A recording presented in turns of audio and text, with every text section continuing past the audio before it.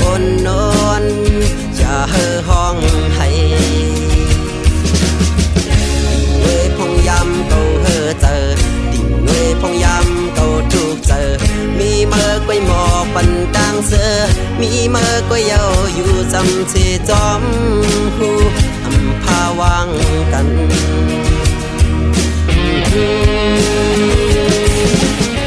มองปกมังเลอเก่าเคยเป็นเมื่อมีเนื้อเลือดโห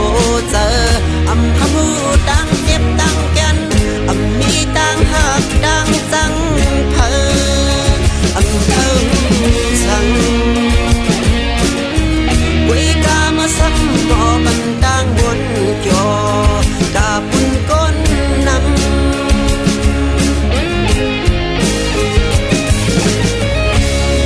สั่งเจอว่าเมื่อหมอออกเสียงลัดกว้างมาพอในเมื่อเด็กขลาดสั่งเจ้านอขึ้นมีคอนเด็กเขาซับแรงเกี่ยวด้วยเพราะว่าเก่า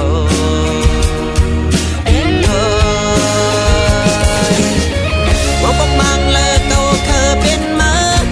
มีเนื้อเลือดโหเจอคำพูดดังเจ็บดังกันมีดังหักดังจังเพอเทิงสังกุยกามาซ้ำบ่ปันดังบนจอกาปุ่นก้นนำ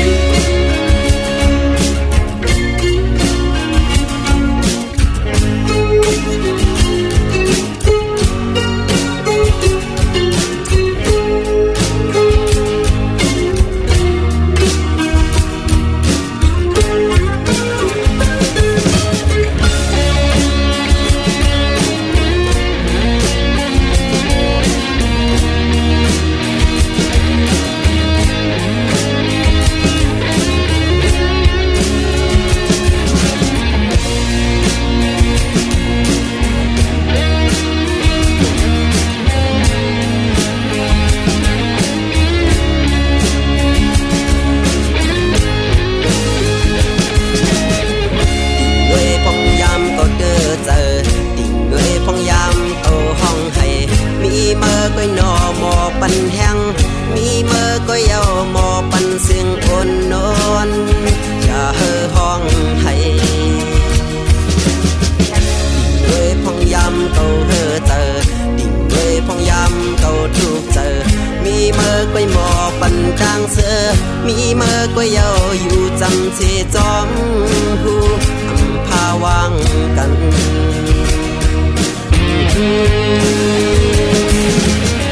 มองปกมังเลอเก่าเคยเป็นมามีเนื้อเลือดโหเจอคำพูดดังเจ็บดังกันมีดังหักดังจังเพอเทิงสังกุยกามาซ้ำบ่ปันดังบนจอกาปุ่นก้นนำ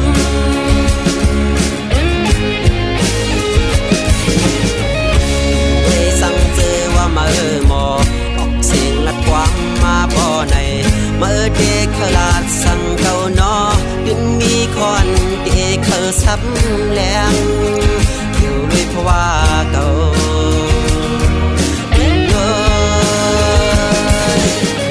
มองปกมังเลอเก่าเคยเป็นมา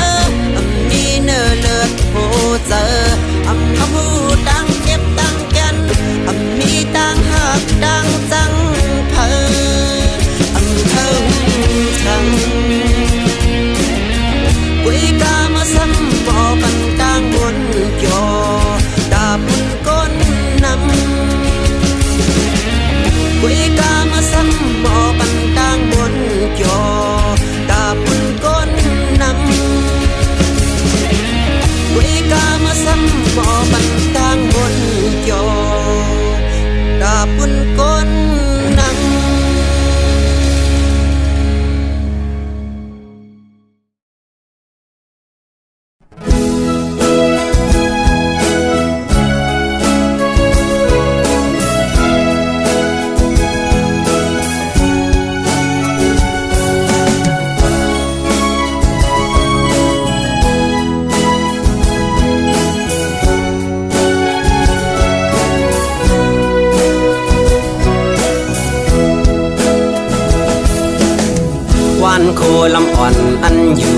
เจเวียงนำจางอันลายจื้อเมื่อขึ้นเมห้องว่าโคคำกำขะเมื่อเจอฮอดถึงเขายามมันซ้ำเปนันหาถึงลายเคอเมื่อฮอดดาเสเวียงเมื่อโคคำสาวโคลำอ่อนก็ใจหักยิ่งเล่าเวเปิดท่าก่อนอ่านเมื่อฮอดถึงสู่วันหนึ่งพองยามในใจตึกขัดเจอปอนางหักกึมใจเดในเปตะนำเชมีหักก็มาเปิดต่อปีมาย้อนตั้งใจแถมถึงแม่น้ำนองพาใจด้วยบันใจลูกยิ่งอ่อนมือเปปันเพิ่มมาเกายาวเกาเดปอกมือย้อนมันสีแลมือเฮสักเสปันปึงอิงน้ำมองอ่อนแข็งตั้งกองมือสันจอยเฮกังปั่นเฮมันนางไหลอยู่ลีกาเจียนเพกวนเก่าต่างหักหาเลียวเพมองหักเฮ็ดเฮนางเหี่ยวเพเฮดกแผ่วนางเจอเปืองกว่าจอยแถมสีกำ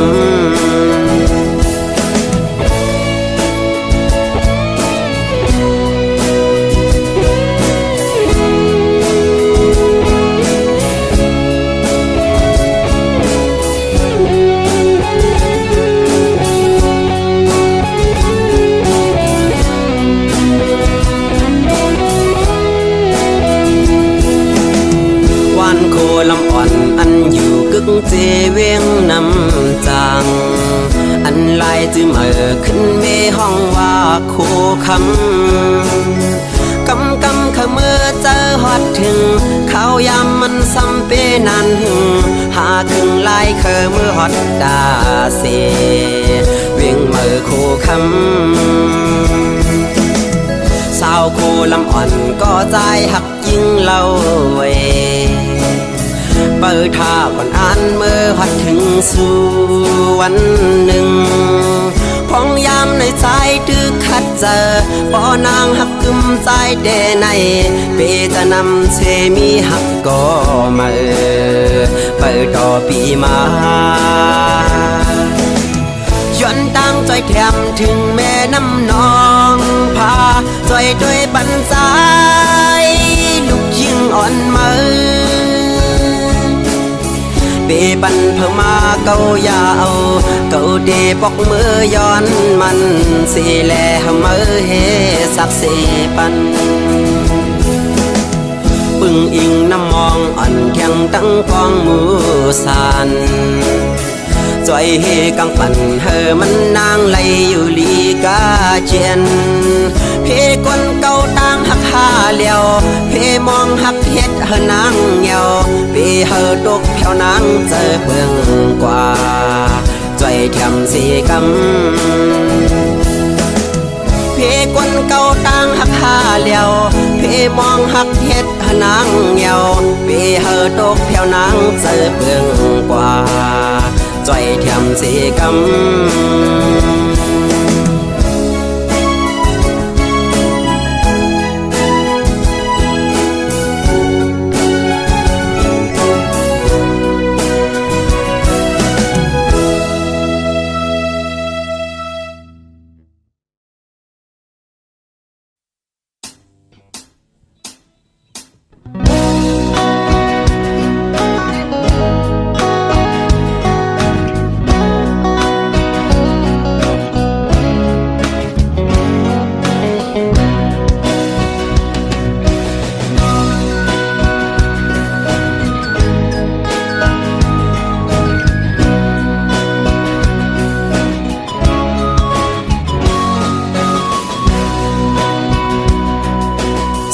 ลืมเฮา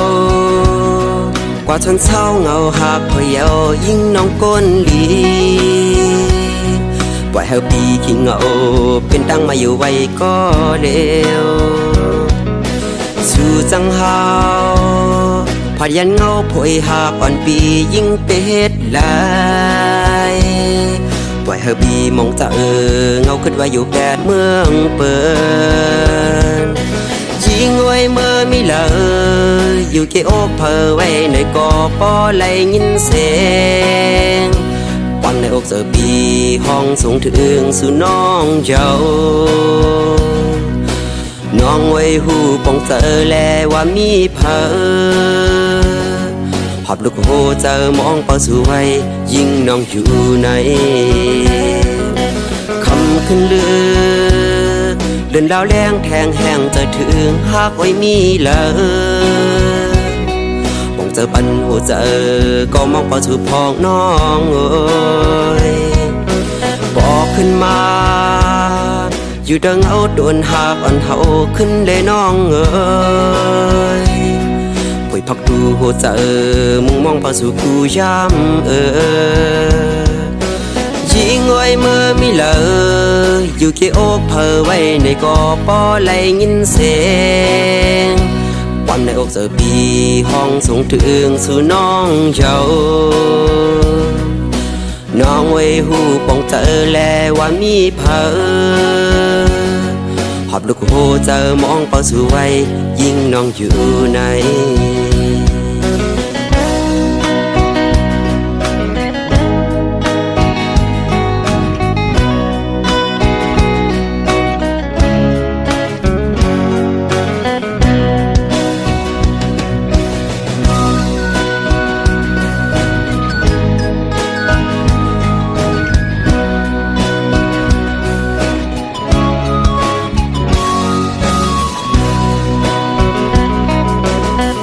ขึ้นเลื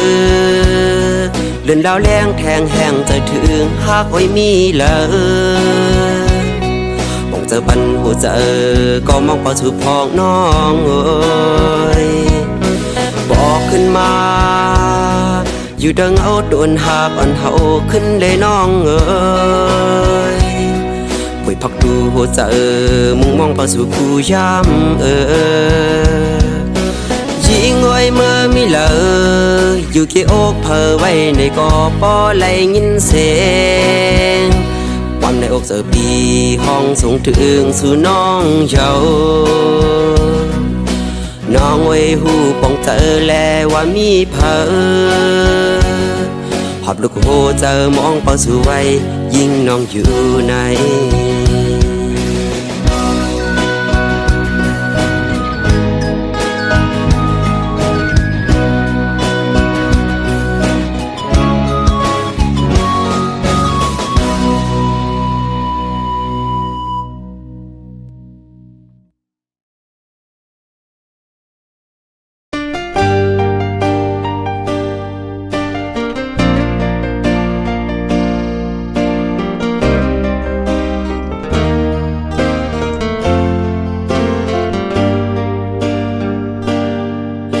เอาไหลเย้าในกอข้าวเจอ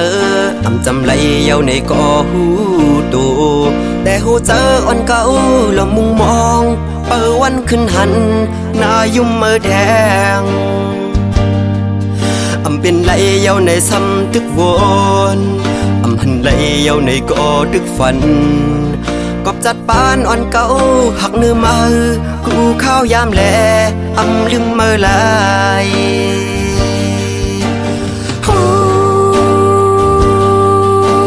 เมื่อลืมเก่าเย้าเมื่อเศร้าอยู่ไว้น้ำกิ้วอ่อนเขาเก่าหันเนื้อตาแต่ว่าเนื้อเจอเก่าในซ้ำลืมเมื่อไหล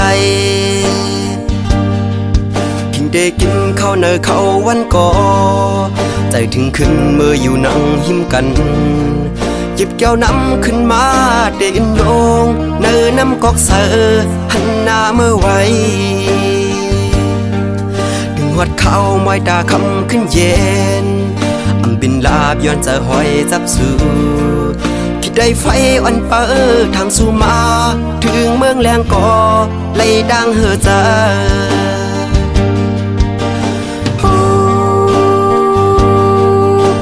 เมื่อลืมเก่าเย้าเมื่อเศร้าอยู่ไว้เล่ากิ้ว วันเขาเก่าหันเนอตาแต่ว่าเนอเจอเก่าในซ้ำลืมมาอำไล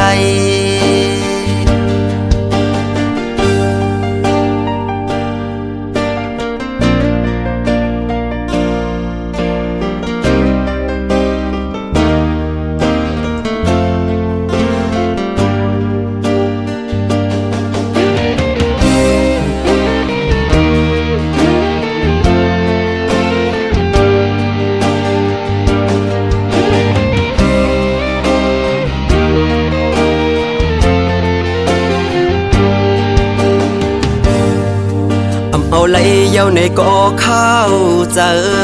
จำไหลเย้าในก่อหูตูแต่หูเจออ่อนเก่าละมุงมองเปิดวันขึ้นหันหน้ายุ่มมือแด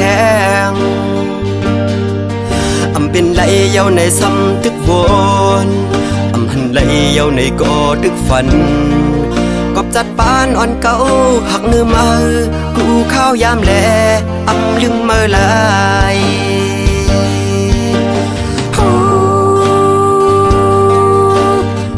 ลืมเก่าเย้าเมื่อเศร้าอยู่ไว้เนื้อกิ้วอ่อนเขาเก่าหันเนื้อตาแต่ว่าเนื้อเจอเก่าในซ้ำลืมเมื่ออำไลกินได้กินข้าวเนื้อเขาวันก่อใจถึงขึ้นเมื่ออยู่นั่งหิมกันหยิบแก้วน้ำขึ้นมาเดินโดงเนื้อน้ำกอกเสือหันหน้าเมื่อไว้ดึงหัดเข้ามอยตาคำขึ้นเย็นเป็นลาบย้อนจะหอยจับซื้อคิดได้ไฟวันเปิดทางสู่มาถึงเมืองแรงก่อไล่ดังเฮอใจ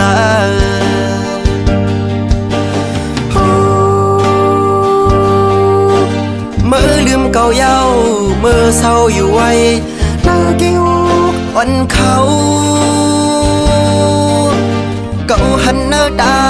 แต่ว่าเนื้อเจอเก่าในซ้ำลืมเมื่ออำไล